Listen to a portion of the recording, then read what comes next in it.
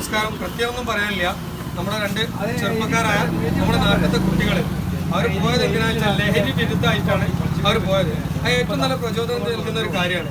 കാരണം നമ്മുടെ നാട്ടിൽ ഇപ്പോൾ വാപ്പമാർ പോലും മക്കളോട് ലഹരി ഉപയോഗിക്കരുത് എന്ന് പറയാൻ പേടിക്കുന്ന സമയമാണ്. കാരണം മക്കളുടെ സ്വഭാവം ആ അവസ്ഥയിലാണ് പോകുന്നത്.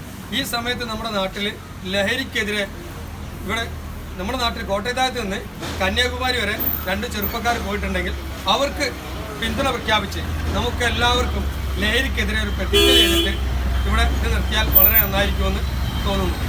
അപ്പോൾ എല്ലാവരും കൈപിടിച്ചാണ് പ്രതിജ്ഞ ചെയ്യല്ലേ? അതിനകത്ത് ആളില്ല. ഈ നാടിന്റെ നന്മയ്ക്ക് വേണ്ടി ഞങ്ങൾ ഒരാളും തന്നെ ലഹരി ഉപയോഗിക്കുകയില്ല.